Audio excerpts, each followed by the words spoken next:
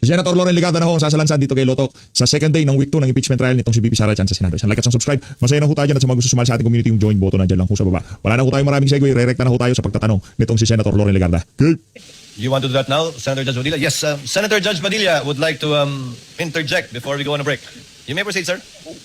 Yan, si Senator Maraming Loren. salamat po, Ginoong Tagapamahala ng Hukom at sa ating Ginoong Pangulo. Maaari po ba makapagtanong sa ating mahal na saksi? Opo, Your Honor. Maaari po. Ang una ko pong katanungan sana ay taga saan po kayo na lugar, na probinsya? Tacloban, sir. Tacloban. Tacloban City, Opo. sir. Kayo po ngayon ay Regional Director ng NBI sa BARM. Yes, sir. Opo.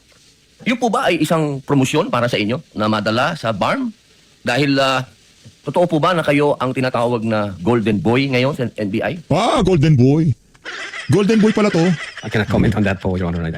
Kasi po ang Nasa BARM po ako. Wala ho ako ngayon sa main office, sir. promotion po ba yun? Yung napunta tayo sa BARM? Balita ko po kasi ilang beses na kayo na-promote sa NBI. 12 years na po kayo no? Sa NBI. Yes, sir. Opo, ilang beses na po kayo na-promote? Pag nanalo si VP Sara sa 2028, huwag ka magalala, Brad. May promotion ka ulit. Okay? May promotion ka sigurado. Baka mo lang. Since na pumasok ko ako sa NBI, Opo. sir, Hmm. from investigation 1, 2, 3, nung 2015, 2016. Well, nung mula ako nung pumasok ako sa academy, from investigation 1 hanggang ngayon sa regional director, sir. Ilang beses po yan? Sa isang taon po Sa isang taon. Anong taon po, sir, ang tinutukoy nyo? Bago po kayo napunta sa BARM. Bago ako napunta sa BARM, regional director po ako ng Mimaropa, May Maropa. Region 4B, sir. Opo. Kayo po ba ang pumili sa BARM? Na Hindi kayo po, sir. mapunta? In the exigency of service, doon po kami nilalagay kung ano ang tingin ng direktor na makakatulong kami sa bureau. Bakit po kayo naisip ng direktor na sa BARM po kayo? Kayo po ba ay may kaalaman sa Islam? Hindi ko po alam kung ano ang naging basis ng direktor, pero... Kayo po mismo. Ang BARM po kasi is Muslim Mindanao. Yes, Your Honor. Opo. Meron po kayong kaalaman sa Islam? In terms of what you mean kaalaman, sir, yung... Sa religion po ng Islam kasi Muslim Mindanao. So ibig sabihin, so kahit basic po siguro ng Islam, no? Yes, sir. Kahit naman kung sino pwedeng i-assign kahit saang regional office dito sa Pilipinas. Di ba po parang Regional autonomy ang autonomous region ng Muslim Mindanao. So kailangan naman siguro kahit paano meron kayong kaalaman sa Islam. Hmm. Konti siguro, sir. Ano po yung konti na yun? Well, isa po akong Kristiyano at Hindi. Hindi ka mukhang Kristiyano, Brad. hindi ko ho Mukha kang kasali sa maletagang. malalaman yung kabuuan nung Siguro po dapat meron kayong basic din na knowledge ng Islam, ano? Pangalawang tanong po, okay na po yun. Ang pangalawang tanong po, meron po ba kayong, sa tagal nyo po, sa NBI, 12 years, meron po ba kayong na-encounter na kaso ninyo sa NBI? Kayo po mismo, na-filean ng kaso? Ito na. Namutla si Boy. Namutla si Boy. Your Honor, normal ho sa mga NBI agents na makakasuhan, in fact, maging sa sino mang law enforcement agency. That's the price we pay for doing our job and for protecting the country. As a matter of fact, in the NBI, Your Honor, we avoid the noise. We just finish the job. So ano po yan? Yes? Yes po yan? Yung sagot nyo? Yes? Normal ho yan yun sa amin. So yes po? Attorney Loto, kindly answer the question. Yes, sir. Oh yes. Ano pong, pwede po bang malaman kung ano pong mga naikaso sa inyo? Well, wala ho pa akong natanggap na official case galing sa ombudsman, pero may nakita na ho akong complaint na binigay sa akin from NBI. Hindi ko na ho maalala yung sa case na yan. Pero nung chinek po namin yung case na yan, Your Honor, Makabalik PI siya. Sa tingin ko, balik preliminary investigation to sa pagsalita nitong si Lotok dyan sa impeachment trial. sabi ko doon sa mga kasama ko, tingnan nyo nga yung validity at authenticity ng case na to. Pinuntahan ho namin yung nagnotaryo, at So, yung meron Makati po, Court yun. ano? Yung Makati Court, nag-issue ho ng certification na fake yung notary. Diyan sa reklamo na yan. So sabi ko, huwag nyo nang pansinin, marami tayong trabaho. Kung fake yung notaryo na yan, mere scrap of paper yan. Huwag na nating pansinin. Although, nag-aantay po ako, Your Honor, na mag-notify sa akin ng OMB kasi sasagutin po namin na eto ho ang nakalap namin, may dalawang Chinese na nagreklamo. Chinek ho namin doon sa BI, yung dalawang Chinese na yan, I think, 9 months lang overstay at pinaghahanap din ng... Ano pong kaso po Bureau of yung Immigration. ipinatong sa inyo? Anong kaso? Hindi ko maalala, Your Honor. Meron ho, may mga kaso doon na nakalagay. Pero again, Wala sabi ko po nga, kayong isa kahit maalala na ipinatong sa inyo? if I'm not mistaken, arbitrary detention, may Naku, arbitrary detention. unlawful arrest. Unlawful arrest. Wala ko sa akin ng record kasi nga, sabi ko nga, nung makita namin na fake yung notary, hindi na ho namin binigyan ng pansin, Your Honor. Kasi napakakapal po nito ang hawak ko. Wala akong problema, Your Honor. Sasagutin po namin yan. Apo. Sasagutin ko Hindi po niyo po yan. nasagot magmula noong February 29. Kasi wala pa hong official notice galing sa kung anong ahensya. Na nakarating po sa inyo, wala pa. Wala pa ho. Ang nakuha ko, Malakas ang loob nitong si Boy. Golden Boy talaga siya. Kung naman, di ba? Salita ka dyan sa impeachment. Wala ka nang bibig sagutin yan. Pag ka mag-alala, karamihan sa mga yan, sasagutin mo pagka presidente na si VP Sara, okay? ko lang yung kopya niyan. Siguro may nagpadala sa akin. Sabi ko, teka muna, wala akong official na nare-receive from OMB. So, nung chinek ko namin, kung nag-i-exist ba yung kaso, fake yung notary, hindi na namin. So ibig binigyan pong ng sabihin hanggang ngayon, hindi kayo sigurado kung nag-i-exist to. Dapat may notice na ako from Ombudsman. Di ba po dapat ang reaksyon ng isang tao kapag may kaso, harapin? Precisely, Your Honor. Hinihintay ko nga po yung notice from Ombudsman. Na pag meron akong notice Wala from po kayong Ombudsman- notice hanggang ngayon? sa Wala pa Ombudsman? po, Your Honor. Yun nga ang inaantay ko kasi sasagutin namin kasi meron po kaming certification na fake yung notary. Inaantay ko po, Your Honor. Mas maganda po, maharap nyo kagad. Definitely, hindi ko Lalong-lalo namin na po, tatakbuhan yan, sir. Kasi napakahalaga po ngayon nito. Yes, sir. Ito po ay ang pinag-uusapan natin dito ay napakahalaga. Yes, sir. Opo, at ito po mga kasong ipinatong sa inyo, perjury, robbery, extortion, theft. Mainam po ito As I've said, Your Honor, in the NBI, we avoid the noise. We just Nako po, nung we avoid the noise. Yung makasuhan ka ng isa dalawang, pero yung patong-patong na kaso, ibang usapan yan. Brad, ang common denominator yung dalawa ni Kalilong, Hilong Kalilong, anak ng toka, ang dami yung mga kaso. Tapos tumitistigo kayo laban dito kay Vice President Sara Duterte. Ayusin nyo muna yung kaso nyo bago nyo kami ligawan na paniwalaan yung mga kalukuhan nyo dyan sa impeachment na yan. finish the job, sir. Opo. Meron pa po akong tanong, pangatlo. Opo. Namula si Buyo. Kanina po na ang ganda ng talakayan nyo tungkol sa Romanov. Yes, sir. Opo. Alam niyo po ba yung istorya ng Romanov? At ang gaganda po ng mga sagutan ninyo, alam niyo po ba yung historical background ng Romanov? Ang alam ko lang po dyan, Your Honor, yun yung nangyari sa, I think, SAR, kung hindi ako nagkakamali sa Russia. Sa Russia. Opo. Sino po ba yung nakalaban ng SAR? Again, hindi ko po maalala, hindi ko po nakita yung buong. Yun. Kasi napakahalaga po malaman ng taong bayan kung sino po ang tinatawag natin na Romanov at sino yung nakalaban nila. Kasi po, katabi ko, ang isa sa Marcos family. Yes, sir. Alam naman po natin lahat, batid natin lahat, na si Apo Lakay, Ferdinand Marcos Sr., ang number 1 na lumaban sa komunista dito sa Pilipinas. Batid naman din po natin na ang nag-execute sa Tsar, kay Nicolay at sa kanyang mga anak, sa kanyang pamilya, ay ang komunista. Alam mo po ba niyo? Yes, sir. Opo. Ngayon, sino po ba ang pangalawang pangulo na lumaban sa komunista? Sino po, sir? Ay di si Pangulong Rodrigo Roa Duterte. Correct.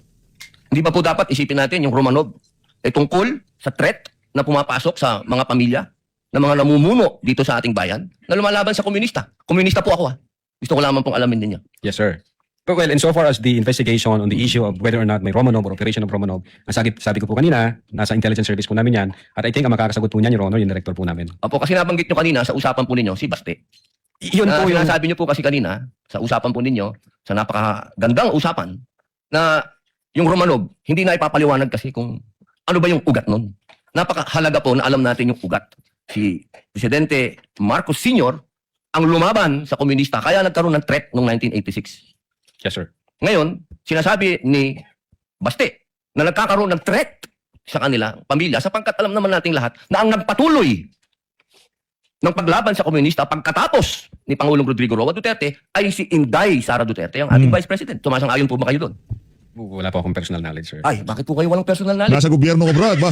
Yun po ang sumunod na assignment ng ating Vice Presidente pagkaupo niya. Siya po ang nag-take over ng NTFL. Hindi po alam ng NBI yun. Aray ko. Well, nag-NTFL ka siya, pero yung factual circumstances doon, Factual. wala pa po akong... Wala po kayong... Pero alam niyo po, sagutin na lang po ninyo na siya ang nag-take over ng NTFL. yes, Your Honor. Opo. Isa na lang po, ginoong tagapamahalang hukom. Sabi niyo po kanina, ulitin ko lang po, gusto ko lang pong malaman ulit. Galing ko si Senator Robin. Inamin niyo po na wala kayong personal knowledge tungkol dun sa threat ng Pangulo? Ng pangalaw, sabi niyo po kanina, wala kayong personal knowledge na kumuha na ng assassin o papatay sa Pangulo, ang pangalawang Pangulo?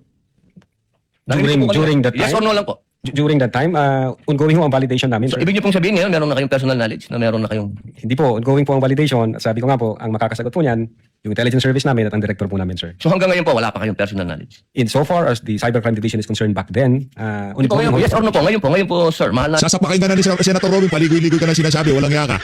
Maging ako dito, nagagalit na ako sa'yo. Si Senator Robin, nagigigil na ako, baka masapak ka na yan. Anong saksi? Ngayon po. Kung ako tatanungin, wala pa po akong idea, pero baka meron ang intelligence service o ang director po Attorney namin. Loto, kindly answer the question Kaya directly. nga, ang dami paligoy-ligoy gusto niya talaga yung presente sa sarili niya, golden boy talaga siya eh. It's answerable by yes or no. And I think Yes, sir. the answer. Opo. But ako personally, wala pa po, sir. Yun lang po. Maraming salamat po. Wala Thank you, kayo. saksi. And Senate President, what is the pleasure of Senator Judge Ligarda? Mr. President, Mr. Presiding Officer, just a few questions. The lady has 2 minutes, Yes. ma'am. You may Thank proceed you. when you're ready. It's just to provide clarity for this representation and just a few questions to Attorney Lotok. Yes. Pagsusunurin na ho natin to kay Senator Loren Ligarda at yung kay Senator Robin Padilla. Attorney Lotok, sa paragraph 53 ng Affidavit of Investigation na iyong pinirmahan, sabi niyo po na the Vice President's statements were brought about or motivated by unpleasant circumstances occurring before November 23, 2024 press conference? I believe, nabasa ko po yan. Yes.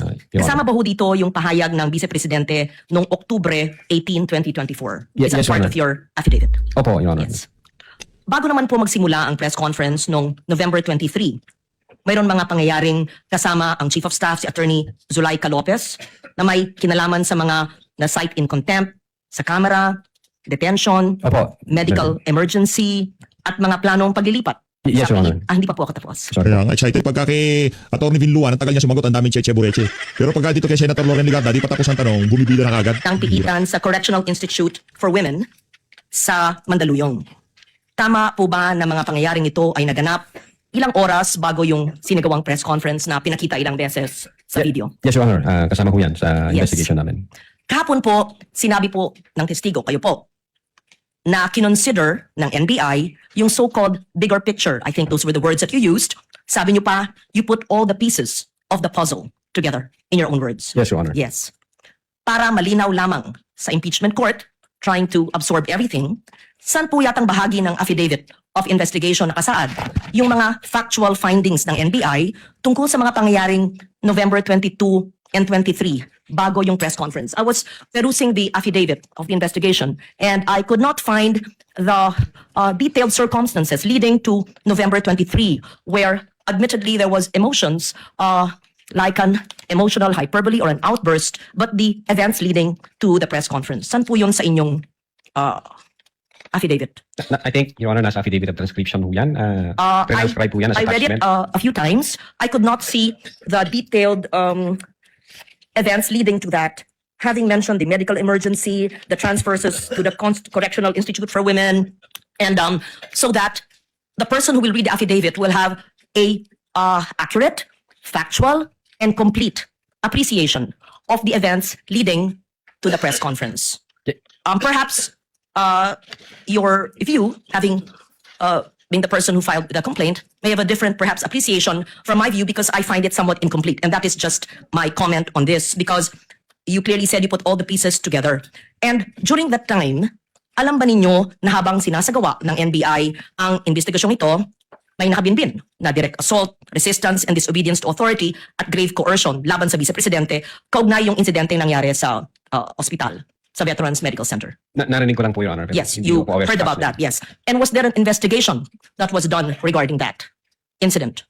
I think ang focus po namin, Your Honor, is yung violation ng grave threats by the Vice President and inciting to sedition. Now, pagdating ho doon sa nangyari sa Vice Presidente, yun nga sabi ko, hindi ako aware sa kabuuan ng facts na yun. Baka yung ibang agency nag-imbestiga po doon, hindi ako aware, Your Honor, doon sa circumstance na yun. And so would the answer, Attorney Lotok, be a no? Were these taken into consideration in the investigation? Again, Your Honor, nasa Or would this be a yes, meaning it is contained in the affidavit, which I'm trying to look for as well? nasa affidavit of transcription po yung nangyaring usapan during that time. Nag-execute ho ng affidavit of transcription ng agent of case, Your Honor. Actually, ilang beses ko po binasa yung affidavit and what I see is there was a focus on the October 18. But on all the events on November 22 and 23, the detailed events leading to the emotional outburst did not seem complete. And that's what I'm trying to Naku. elicit from Attorney Lotok, our witness, because when we say that we had considered the bigger picture and all the facts and circumstances leading to the cases of grave threat and inciting to sedition that were recommended, we want to understand the whole process and the factual context in which it happened. Because if you are to take snapshots of events and focus on October 18 and the press conference, it can shock any person. However, if you see as well the events leading to the emotions and the detention of the Chief of Staff and the Vice President herself, iba pa yung kasong ito, iba pa yung nadetina, iba pa yung sinampang kaso at pinagsarahan ng pinto ng ambulansya, kaya nagkaroon ng kasong ganon. I tried to read the affidavit a few times and could not find such a comprehensive enumeration of facts by the NBI, and that's why, thus this query. Pwede na po, Your Honor. Yes, please. meron hong affidavit of transcription kung ano nangyari, and then nag-submit po kami ng authenticated na video para makita ng mga senator judges natin kung what happened during those dates for appreciation po ninyo.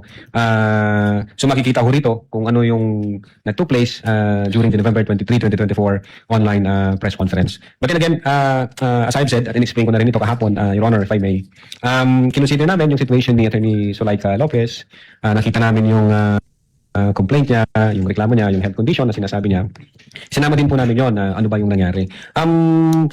Taking all the situations or the facts and circumstances attendant to that event, hindi ho na alter yung the fact na nag-utter ang Vice President ng great threats against the three, despite of the fact na merong emotional Ilang maleta kaya dito, no? Yung budget para dito kay Diba?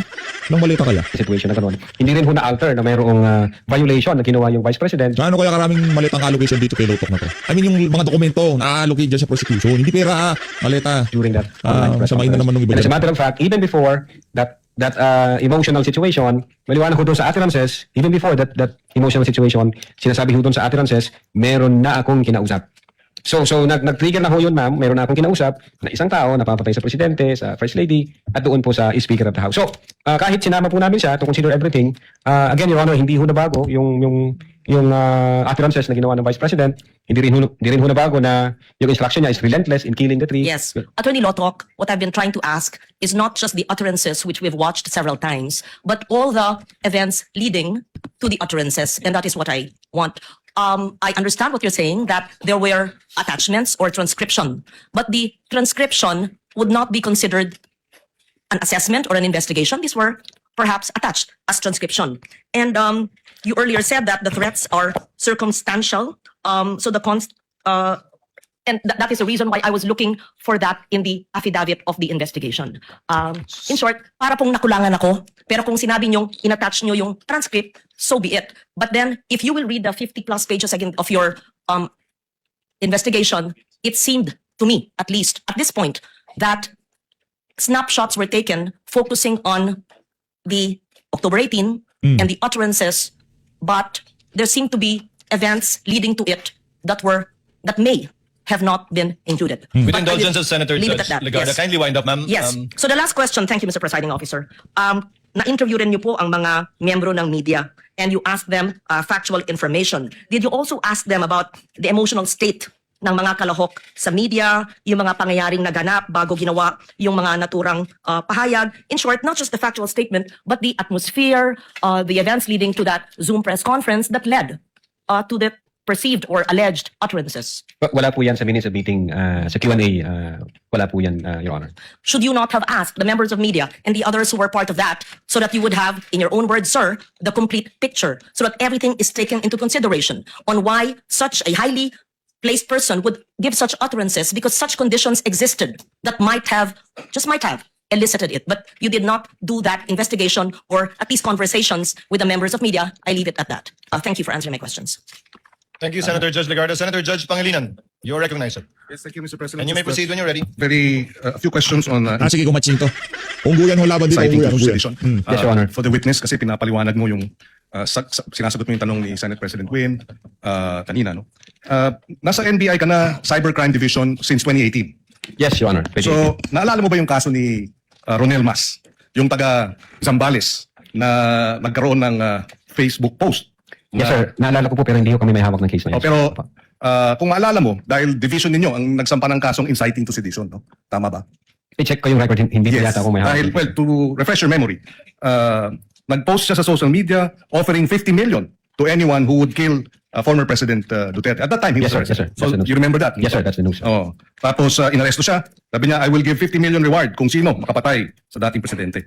So, nakita ng inyong division, Bigyan natin ng point sa prosecution dito, tatlo. Talagang ito si Kiko Matsing. Oo. Tapos, dalawang punto sa defense dahil si Senator Loren Legarda, pinakita niya na chinerepick lang ng prosecution at ng NBI yung investigasyon doon sa grave threat laban dito kay Vice President Sara Duterte. Ayan. Sabihin, nakalimutan yung puntusan natin. Ayan. na Ito siya. ito ay inciting to sedition. Tama? Yes, sir. And therefore, sinampahan siya ng anti-cybercrime law. Opo, sir. Meron ding isang kaso, 14 May 2020. Dito naman sa Usamis. Pero palagay ko police investigation ito. No? Pero same, Cybercrime Prevention Act, inciting to sedition, ginamit ang Facebook account, Joe Mark Medina, and posted that he would give 150 million to anyone who would kill then President Duterte. So ito rin, naging kaso ng anti-cybercrime law. Nabalitaan din po namin. Okay. So dito sa dalawang ito, in other words, to explain inciting to sedition, ang ganitong mga remarks have the tendency precisely to if not attack the government, put it in mobilize individuals or people to go against government, tama? Yes, sir. So that is what you found in the earlier in the later case of inciting to sedition that you have recommended for PI Opo, sir. kay Yes, sir. Vice President. Yeah, as a matter of fact, yung isa sa mga heated arguments namin during that time nung ina-analyze namin yung case, nagtanong kami sa sarili namin, if we allow this unaddressed, yung pag ganyan na nagbabanta sa buhay ng presidente, pag hinayaan lang natin at yan yung maging norms na ng ating society, kahit sino na lang po pwedeng gawin nun. At alam ho natin magkakagulo ho pag ganon at walang ang regulation at pag di ho in-strict yan, sasabihin ho ng mga tao, okay naman pala kahit Lalo na ngayon dahil mag-broadcast. sa social media, no? Malaking impluwensya. Dalawang magkaibang bagay, yung kay Ronel Mas, Ronel. Kung sino mong pangalan ng guru na yun. Yung direktahan, 50 million eh. Ito hindi. Pag may nangyari sa akin, ano yan? Dalawang magkaibang ano yan. Kaso yun. Pinaghahalo nitong sige kumatsin dahil ngayon naman, hinuli, ganito, ganyan, di ba? Nakikitang nangyayari ito at hindi natutugunan. Opo, sir. Kahit na sabihin mo dyan, Kiko Pangilinan, hindi ka pa rin magiging vice president o president sa mga darating na panahon, okay? Puputi na lahat, pati burnik mo. Kung hindi lang sa Comelec, dyan sa Comelec, eh, malamang sa malamang, nung magdang eleksyon, talo ka pa rin eh. Yun may problem. Thank you. No more. Thank you very much. Next. What is the pleasure of Senator Judge Villanueva? Yes, Mr. Presiding Officer, just one question, quick question on this particular topic on inciting to sedition, if I may. The gentleman may proceed. Yes, again, let me ask the witness, just to clarify the factual basis for the National Bureau of Investigation's possible inciting to sedition. No? We recognize, Mr. Witness, yung strong criticism of the President may fall within the realm of what we call protected political speech. And it's really a balance. And somehow, yun yung confused paminsan. Kailan nagpo-fall into grave threats, kailan nagpo-fall into inciting to sedition. Pero bilang investigador, ano po yung nakikita ninyo ng sa mga pahayag at sa surrounding circumstances na naging basihan po ng NBI para tignan ito bilang posibleng inciting to sedition at hindi lamang ito pumapasok dun sa tinatawag na political criticism? Yes, Your Honor. Well, una, kinonsider namin sino yung utterer. So, una, yung utterer, the Vice President, the second highest official of the land. Then, pangalawa, kinonsider namin, ano ba yung mga in-utter ng Vice President? And then, pangatlo, ano ba yung surrounding circumstances na like naging reaksyon ng recipient ng utterances o threats? Nakita ho namin na kung pwede palang gawin ito ng isa sa pinakamataas na posisyon ng Pilipinas at hindi natin ito i-address, hindi natin i-regulate, pwede na rin po pala itong gawin ng kahit na sino. Remember, Your Honor, Vice President is kinukonsider ho natin na model bilang public official. Yun. So, tinitingnan po natin siya kung ano yung actuation siya sa public, kung ano yung pakikipagrelasyon niya. So, yung presidente, model din siya, ganon. Model din siya na kung saan yung kapatid niya sinabihan siya ng adik. So, yung actuation niya, yung revelation ng kapatid niya, dapat magsilbing model, mag-adik din na sambayan ng Pilipino. Ganon ba yun? Adik. Sa ibang public official. So, again, Your Honor, nung makita ho namin yan, may effect po sa mga tao. Kung ang Vice President kayang gawin yan at wala namang nangyari, gawin na rin natin yung iba. Yan. Yung ini-explain ko nga kahapon, may pattern, may consistent siya, and the fact na bold yung mga statement, pupugutan ng ulo, this country will go to hell because the person na nakaupo is hindi marunong maging presidente. Yung mga factor ho yun.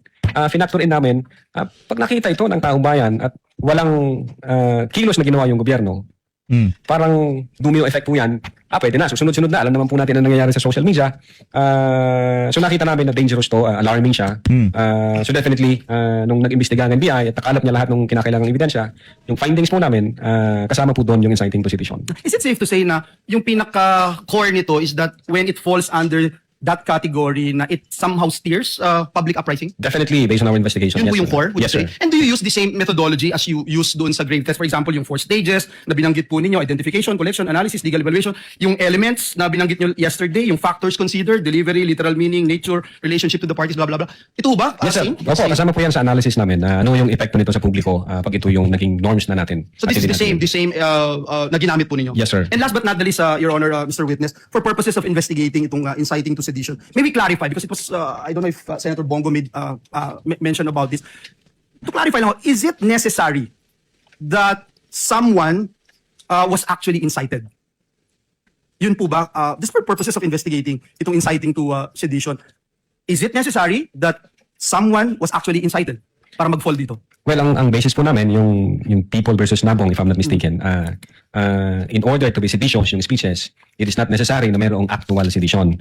The law also penalizes or punishes those statements na mag-i-encourage to overthrow the government or to steer the people against the government or to disturb the peace of the community or to undermine public safety and public order. Thank you Yun po ang for the naging clarification. Thank you. Thank you, Mr. sir. Senator Judge Ejercito, the Okay, prosecute siya. Bigyan nyo ng bonus to, ha? Bonus to, bonus. Bigyan nyo ng bonus to. Rapporteur, Senator Judge Villar, Mark. What is your pleasure, sir? Yes, thank you, Mr. Presiding. For just one question. You may proceed, sir. Nabanggit po kanina yung yung admission against interest. Maaari po ba niyong ipaliwanag para mas maintindihan po ng nakarami? At why did you rely on this if ever ito pong admission against interest? Yes, Your Honor. Maalala po natin yung November 2023, yung utterances niya na that she had already contracted a person to kill the President, First Lady, and the former Speaker, and that she instructed to be relentless. Para namang mayroong masasaktan kung sakaling mangyari yan. I mean, walang nangyari sa kanila. O siguro si Imelda Marcos masasaktan at yung mga anak nila. Pero yung sambayan ng Pilipino pinaglilingkuran nila, hindi yung gagawin yan ni VP Sara, ha? Yung kunyari, nadula si Marcos Jr. Huwag naman sana, di ba? Para naman kung sakaling may mangyaring masama dito sa mga individual na to na talagang protektado nitong si Loto, manhihinayang ang sambayan ng Pilipino. Kaya mga panahon na to, negative 27 na ho pala. Ang approval at trust rating ni Marcos Jr. ay negative 27. Akala mo naman kung makaprotekta ka na dahil sa utterance, dahil sa ganito. Purul. Itong utterance na to, instead na i-deny niya, which is definitely it should be denied kasi that's against her interest, instead na i-deny niya po yon nung November 26, the video, nung tinanong siya openly and in public, kung sinabi niya yon, nire-reiterate pa po niya, Your Honor. In fact, inadmit po niya na, oo nga, may kinausap akong tao tungkol dyan. And in fact, sabi niya, may krimen ba? Ano ang nakikitang krimen doon sa may kinausap akong tao na pag namatay ako, patayin mo si BBM, patayin mo si Speaker, patayin mo si Lisa Marcos. Walang problema doon. Pagka namatay si VP Sara, hindi pa naman siya namamatay, buhay pa naman siya. Kaya wala tayong problema dyan.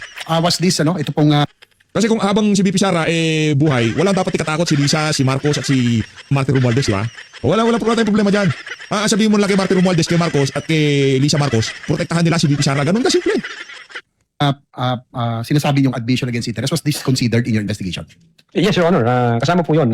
Yun nga yung naging basis namin na aside doon sa sa utterances niya na no joke, kasi mukhang hindi, yung no joke, sufficient na ba na talagang seryoso siya? Nung makita ko namin yung video, na nireiterate pa niya at nag-admit siya, we concluded na seryoso ang Vice Presidente nung inatter niya yun. Thank you. No further questions, Mr. Presiding Officer. Thank you, Thank you Senator po, Your Judge Honor. Ejercito. Senator Judge Mark Villar, you have 2 minutes, sir. Thank you. Just a brief question for the witness. You mentioned, Opo, Your Honor. thank you. You mentioned earlier that Go Mark. Go Mark. Palakuan natin siya, Mark. there are many factors that come into play when you decide whether or not to file charges regarding grave threats. Opo, Now, yes, there are Your many factors in how you decide what constitutes a grave threat. Yes, Your And I Honor. wanted to know, what weight do you give those factors? Are there certain aspects of a grave threat that you put more importance on, whether it's the type of threat or who the threat is made to? What does in the end, does the NBI give more weight to a certain element? Of Yes, Your Honor. It's a convolution of these factors na kinonsider namin. Una, yung delivery or manner in which the utterances were spoken, which is sabi ko nga, nasa atmosphere na kung saan furious and seemingly mad yung Vice President, yung sinabi niya yun. And then, aside from delivery and manner, kinonsider namin yung literal meaning ng statement, which is, on its face, makikita natin na even before the press conference was held on November 23, 2024, in fact, even before the questions was thrown by Francis Maui to the Vice President had already contracted. But is there what do you give the most weight to? I'm aware that you have different factors that come into play. Kinonsider ho namin- Is there a specific? Because binanggit niyo po yung, halimbawa, meron kayong 2 tests for grave threat. Binanggit niyo po kahapon. I just wanted to know what is the basis for, or if there is a hierarchy in the level that in all these elements, if there is a hierarchy. What the elements are, There's a but is there a hierarchy, hierarchy in those whether or not when you decide on whether or not to file charges of grave threats? Your Honor, it's a combination ng lahat po na factor po So nothing is given more weight than not one in your past experiences. Everything is equal. All these factors that you've mentioned. Well, in this case, yung literal meaning, at the same time, yung nature ng instruction. Is it more of the type of the actual threat? If it's a death threat or if it's a, halimbawa, kung sasabihin niya, whether it's a threat, is the gravity of the threat a factor or is it who the threat is made to? Yes, Your Honor. Something that triggers your investigation more. I mean, what is there a factor that you place more weight to or that you place more weight to when deciding whether or not to file these charges? Yung status po ng nagsasabi nun. Yeah, when you made the yung- decision, I was curious as to what factors did you put the most weight to? Yung nature of the instruction as well as yung the fact na may kinausap na siya bago pa man siya tanungin. Yun po yung dalawa na yun, sir. And these are defined, are these defined in any legal, or is this just purely the discretion of the NBI, or is there a particular definition in the law that would create a hierarchy of? I would say it satisfies the elements of grave threats, Your Honor. Okay. But it's not necessarily defined in the law. A lot of it is open to interpretation of the NBI. Yes, Your Honor. Based on facts, nakita ko namin na papasok ba yung elementong ganito, elementong ganyan, elementong ganon. Nung nagkaroon ho kami ng findings, nirefero namin sa DOJ. DOJ, sir, ito ang findings namin. Ano po masasabi nyo? Then nag-issue ho ng certification ng DOJ at ang sabi ng DOJ, certified, all of the elements required for the crime charged is complete. So pwede na tayo mag-proceed sa preliminary investigation. Yeah, thank you. Importante po kasi na ma-define po natin kung ano po yung grave threat, kung ano po yung... And I just want to know what latitude is this the NBI have in deciding whether or not to file a charge of grave Yes, Your threat. Honor. So, thank you very much, sir. Opo, thank you, Your Thank Honor. you, Senator Judge Mark Villar. Counsel for the respondent. Just have last few questions, Your Honor. Apologies. Senator Judge Erwin Tulfo. Si Erwin to. Si Erwin. Itong, di pa pala natin na-reset yung ano. Hindi na-reset natin, gang. You may proceed when you're ready, sir. You have no more than 2 minutes. Thank you. Just one quick question to our witness. Inciting to sedition po yung kinaso ninyo. Opo, Your Tama. Honor. Pero hindi ba nagbo-border ito yung inciting to sedition to propaganda? Kasi po ayon po sa diksyonaryo, propaganda is a form of communication Saan diksyonaryo na naman kaya galing nitong si Erwin Tulfo to? Malaki problema natin dito. that aims to shape the people's belief, action, or behavior. Na you say something para udyukan yung tao, para magalit. So, nagbo-border ito between propaganda and inciting to sedition. What made you say that this is inciting to sedition yung pinagsasabi ni Vice President Sara Zimmerman Duterte? Again, Your Honor, we consider the elements ng inciting to sedition, and one of which is yung whether the speeches disturbs the community. And then in-explain ko na po kanina yung mga comments. At the same time, yung responses ng recipients, gaya ng several government agencies and the President himself, as well as the Speaker of the House. And then, Your Honor, whether it would undermine public safety and public order, which is malinaw ho dun sa comments at reaksyon ng ating government agencies like the PNP, like the National Security Council, at ganun Na kung saan under lahat kay Marcos Jr. Hindi naman pagka binanggit mo national ganito, itong DOJ, under lahat yan. Kaya kung gusto nilang pagmukayin na talagang ang lala nung sinabi ni Bibi Sara, kaya nila, under lahat sila sa Marcos administration. Inuuror mo kami, brother. din po yung Presidential Communications Office. So, pinapakita ko nila doon na alarming yung situation, it's an active threat, at the same time, it's a matter of national security, at hindi ho ito dapat palampasin. In fact, may classification pa nga yung ibang agency natin na yung kinausap is assassin. Both the PNP Walang kinausap. Yung assassin, invento nyo na lang. Walang assassin. and the PCO, sir. So, sila, nakalampag ho sila, itong mga government agency na to doon sa utterances na ginawa ng Vice Presidente. So, aside from that fact, nakita ho rin namin yung comments from social media platforms na meron ho talagang nabubuong magiging kaguluhan. Although, sabi ko nga po kanina, yung comments sa mga Facebook at social media platforms, hindi lang ho namin nakasama sa affidavit of investigation po namin, Your Honor. All right, thank you, Mr. Witness. Thank you, Senator Judge Erwin Tulfo. Counsel for the respondent. For the continuation of your cross, I heard you say Last few questions, Your Honor. after the cross, before redirect, we shall pause for a 15-minute break. Counsel for the respondent may proceed. Attorney Lotok, does a Filipino citizen have the right to express dissatisfaction with our government? Definitely, sir. This is part of freedom of speech, correct? Yes, sir. And as long as we do not commit an act to overthrow the government, this is allowed, correct? It depends, sir, kung magpo-fall siya sa inciting to sedition, Okay. sir. But in that press con, did VP Sara directly urge the public to overthrow the government? There was no such kind of a statement, but there was a sort of tendency because of those utterances. All right. She merely voiced out her personal opinion during the press con, correct? Opinions during the press con. I cannot answer to that, Your Honor. Based doon sa nakalap namin kung ano hong nandito. That's okay. So, and just like any other ordinary Filipino who has the freedom of speech, she should be allowed to do that, correct? Yes, sir. Unless we are under martial law again, she should be able to speak, correct? I cannot speak kung yung situation na yan. That's hypothetical, sir. Nothing further, Your Honors. Okay. Thank you, Counsel for Respondent. Again, as stated by the presiding officer. Wala pa kayong balak mag-break talaga? Senator Judge Soto, let's give way to seniority. Thereafter, Senator Judge Pangilinan. You may proceed, sir. Thank you, Mr. Presiding Officer. This will be very quick. Liligaw ako eh. Because I think that even some members of the public that are watching, naliligaw. Baka sinabi pinapabili sa'yo Coca-Cola, binili mo Pepsi, kaya naliligaw ka. This Hindi ka discussion naliligaw daw of grave threat and inciting to sedition. Hmm. Di ba sa regular courts naka-charge yun, Mr. Witness? Sir. Wala pa hong, as far as I know, as far as the NBI Cybercrime Division is concerned, wala pa ho sa court, Your Honor. Nasa preliminary investigation pa lang ho. So pero sa regular courts pinafile, di ba? Yes po. Opo. Ang nakafile dito sa impeachment court, betrayal of public trust, di ba? Opo, Your Honor. At saka other high crimes. Yes po, Your Honor. Hindi grave threat at saka inciting to sedition, di ba? I think yung Article 4 yata may nakalagay doon, Your Honor, na Pero hindi yun ang main charge, di ba? Yes, Your Betrayal Honor. public trust. Opo. Sige, kasi naliligaw ako eh. Thank you po. Next time kasi pag sabi, bili ka Coca-Cola, huwag ka bibili Pepsi. Okay? Ibigaw ka eh. Thank you, Senator Judge Soto. Talang na lang, bumanat, palpak pa. Senator Judge Pangilinan. Yes, very quickly lang. Saka huwag ka mag-cellphone. Para hindi ka maligaw, huwag ka mag-cellphone. Ang dahil napag-usapan nito since nag-umpisa tayo ng hearing. Yung authenticated video ba AI? No, sir. Ito ba fabricated? No, sir. It's Ito not ba sir. spliced? Hindi po, sir. So in other words, yung video ay accurate Yes, sir. and representation of what happened. Authenticated. Kasi Yes, sir. dalawang linggo na natin dinedebate kung i-admit ba o hindi o etc. Wala etc. na nagdedebate kung totoo hindi. At hindi nagdedebate ang defense. Makaguli-guli mo lang yan. Huwag mo kasing dalasan yung pagdilig sa page ni Sharon kaya para hindi ka naliligaw ka rin eh. Hiraw. Hindi naman din sinasabi ng prosecution na altered or spliced or yung defense altered or spliced. Tama? Yes, sir. Okay. Obviously, Yes, go ahead. well, obvious, one of the ways to identify whether AI siya o hindi, isa ho doon yung tinatawag naming visual analysis. Number one, yung human anatomy anomalies.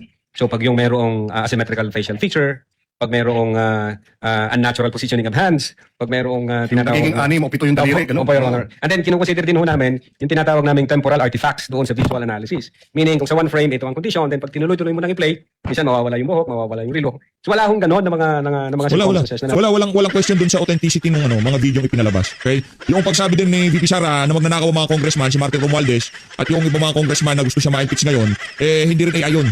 Totoong sinabi ni VP Sara yun.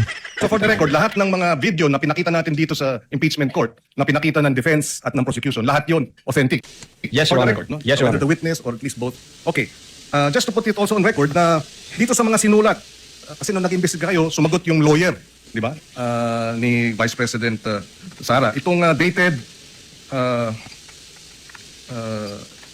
saan ba yun? Annex I, sorry. Annex J. Yung Annex J, sinasabi, sumagot yung Vice President, yung abogado ng Vice President, no, na our client vehemently denies Annex K, having made any threat constituting grave threats under Article 282 of the revised penal code in relation to so forth and so on. Since your office acknowledges, kayo yun, ano, that it has access to publicly available materials on the internet, diba? We are confident that the content will and context of the entire press conference subject matter of your investigation will bear this out. Yes, po. So my question is, ito ba yung ginamit ninyong video? Yung sinasabi nilang it has access, since your office has access to publicly available material. I believe so, Your Honor. In fact, yung video na yan is existing up to May Yes. 2025. Okay, so in other words, kahit ang Vice President's office referred to the video in your possession as part of yung kanyang clarification and defense na hindi grave threats ang nangyari. Yes, Your Honor. Okay, thank you. No other question to this. Thank you. Chair declares. Wala naman pala eh. Kung makabida-bida, wala naman pala eh. Thank you, sir. Thank you, Senator Judge Padilla. Chair declares a 15-minute recess. We shall Ayun na nga mga kababayan, pagkatapos ng recess, babalik ko tayo. Maraming salamat sa pag-support sa page. Mag-ingat po kayo lahat. Natin Pilipinas.